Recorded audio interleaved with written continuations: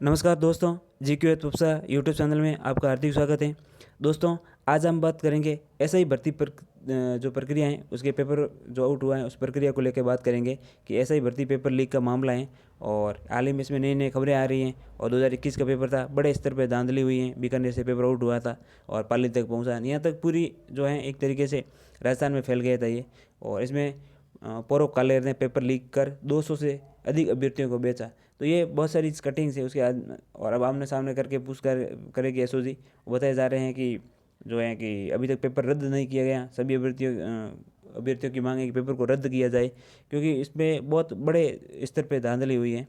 तो ये देख सकते हैं आप, नई से नई कटिंग आपको मिल जाएगी कि पुलिस ने सरगनाओं को बचाया, केवल मौके पर पकड़ दे, अभियुक्तों को ही मुलजिम माना। ऐसा ही भर्ती 2021 पुलिस चार्जशीट में मास्टरमाइंड तुलसाराम और उसके भतीजे पौरव का जिक्र ही नहीं, जांच में गंभीर लापरवाही। तो कहीं ना कहीं जो है एसओजी पे ही सवाल उठाए जा रहे हैं कि अभी तक ये जो मास्टरमाइंड पकड़े जा रहे हैं, तो आप इनने तक क्या जांच की है, या आपकी जांच में अभी तक ये नाम क्यों नहीं आए थे, या आपके ऊपर कोई दबाव था। तो अब परतें खुलने लगी हैं।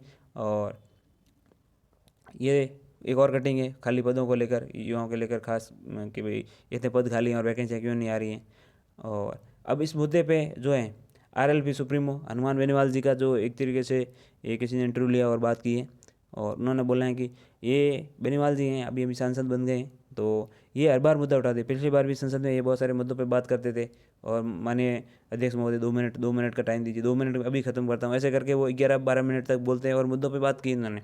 और इस बार भी है जो यूआरओ और एसआई के मुद्दे को इन्होंने एक इंटरव्यू में कहा है कि मैं इसको अच्छे से उठाऊंगा संसद में, और इन पे जो है सड़क से और संसद तक इस मुद्दे को उठाऊंगा, युवाओं को न्याय दिलाऊंगा, अपनी तरफ से पूरी कोशिश करूंगा। तो ये बेनीवाल जी का जो एक इंटरव्यू है, इन्होंने अपनी जो है बात रखी इधर।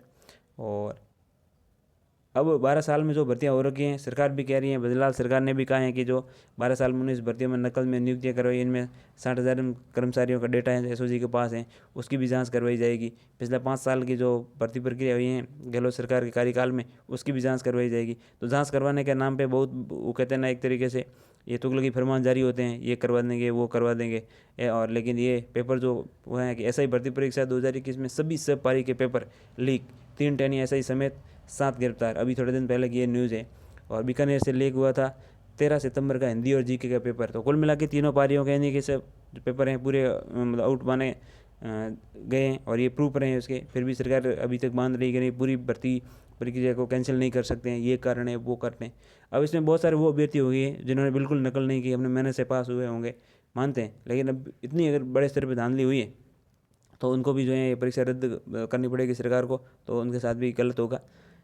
और आरएसआई 5 साल में 50 से अधिक भर्तियों में 50,000 से ज़्यादा कार्मिक सैनिक, इनकी हो गई जांच। तो ये बार बार ये कटिंग चल रही है कि जो है बदलाव सरकार हैं वो पिछले मतलब गहलोत सरकार की जो भर्तियाँ हुई है 5 साल में, उन सभी की जांच करवाई जाएगी।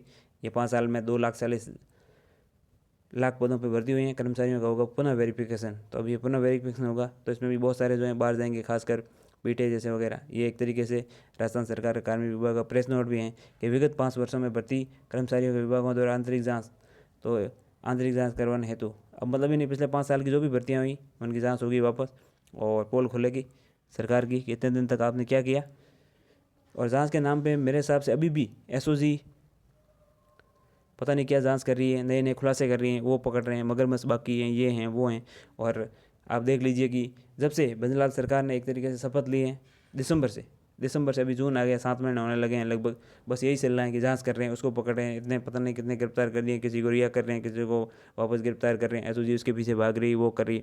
बस एक माहौल बनाए हुआ है। 2 इलेक्शन हो गए हैं, विधानसभा का भी चले गए, चलो विधानसभा में नई सरकार आई है, लोकसभा के इलेक्शन चले गए, और बस अभी तक जांच ही चल रही है। आप कोई डिसीजन क्यों नहीं ले पाते हो? जल्दी हो सके जितना आप डिसीजन लो और युवाओं को एक तरीके से जो न्याय दो, उनके साथ जो गलत हुआ है वापस भर्ती निकालो, वापस भर्ती परीक्षा करवाओ, आप जो भी करवा सकते हो, लेकिन इसका जो भी है निर्णय टाइम पे लीजिए। बस ये जांच के नाम पे एक धांधली चल रही है और ढिंडोरा पीटा जा रहा है, या तुगलकी की फरमान जारी किए जाते हैं, ये कर लेंगे वो कर लेंगे, लेकिन वो कुछ नहीं रहा है। बस न्यूज़ आती हैं, कुछ दिन आती हैं, फिर वो भी गायब हो जाती हैं और काम जस का तस पड़ा रहता है।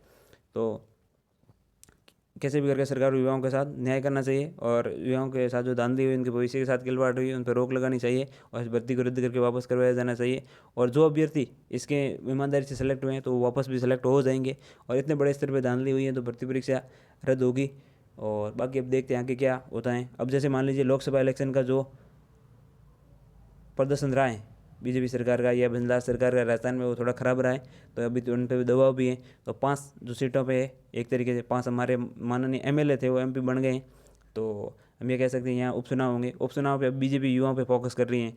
आप देख रहे हैं कि भजनलाल जी हमारे मुख्यमंत्री जैसे ही मोदी जी को वहाँ बधाई दे के दिल्ली आते ही सब दिल्ली से जो राजस्थान आते ही सबसे पहले जो है ये बात शुरू की है कि पिछले 5 साल की जो भर्ती प्रक्रिया हैं हुई हैं, 5 साल में जो भर्तियाँ हुई हैं उनकी जांच शुरू करेंगे। सबसे पहले तो ये कहा है। दूसरा है जो युवाओं के लिए रोजगार की बात की, उन्होंने मीटिंग ली है कि जो नई भर्ती प्रक्रिया हैं या लंबित भर्ती प्रक्रिया हैं वो जल्दी से पूरी की जाए और नई भर्ती प्रक्रिया हैं एक तरीके से शुरू की जाए, और जो भर्ती प्रक्रिया चल रही है उनका परिणाम जल्दी से जल्दी जारी किया जाए। तो इस मुद्दे पे भी इन्होंने बात की है। तो कुल मिला के ये है कि अभी ये 5 जो लोग विधानसभा की उपचुनाव होने वाले हैं सीटों पे, नवंबर में हरियाणा के में चुनाव है तो उसके साथ ये चीज़ें होने वाली, तो मेरे हिसाब से उन पर फोकस किया जा रहा है पूरा। तो सरकार ये चाहती है कैसे भी करके 5 सीटें जीतने। युवाओं को पे ध्यान तो दे रहे हैं लेकिन अच्छे से नहीं दे रहे हैं, तो सरकार को इस पर अच्छे से फोकस करने की ज़रूरत है।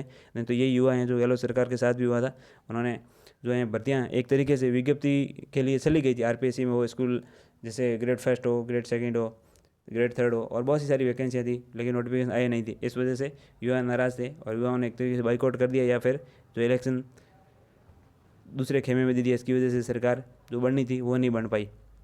बाकी गहलोत सरकार की बहुत सारी योजनाएं थी, कोई कमी नहीं थी, फिर भी पेपर आउट के जो है मुद्दे पे गहलोत सरकार भी हारी और बीजेपी सरकार ने भी जो लोकसभा में नुकसान पहुंचा देखा ही है।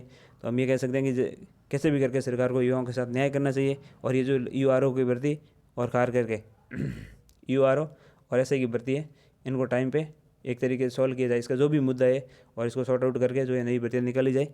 यही हमारी युवाओं की मांग है। और हम आगे भी देखेंगे कि कोई ट्विटर ट्रेंड वगैरह होगा तो उसके बारे में आपको बता दिया जाएगा कि ट्विटर कब ट्रेंड करवाना है, और उसका जो भी लिंक होगा आपको हमारे टेलीग्राम चैनल पे शेयर कर दिया जाएगा। तो हम आप हमारे टेलीग्राम चैनल को जरूर ज्वाइन कर दीजिएगा। वीडियो के नीचे हम पिन बॉक्स में हमारा जो है टेलीग्राम चैनल का लिंक पिन कर देंगे। तो आज की वीडियो में बस इतनी जानकारी। आगे भी हम ऐसे ही मुद्दे को अच्छे से उठाएंगे और इस पर बात करेंगे, और आप लोगों की क्या राय है, क्या जो ईमानदारी से सेलेक्ट हुए हैं उन लोगों के साथ ये अन्याय नहीं हो रहा है। हम ये मानते हैं कि लेकिन ईमानदारी से सेलेक्ट होने वाले कैंडिडेट बहुत कम है, वो वापस भी भर्ती प्रक्रिया में एक तरीके से शामिल होकर अपना प्रदर्शन कर पाएंगे अगर मौका मिलेगा उनको। तो बाकी लोगों के साथ से न्याय हो सके। तो मिलेंगे किसी और वीडियो में, मुझे दीजिए इजाज़त। धन्यवाद।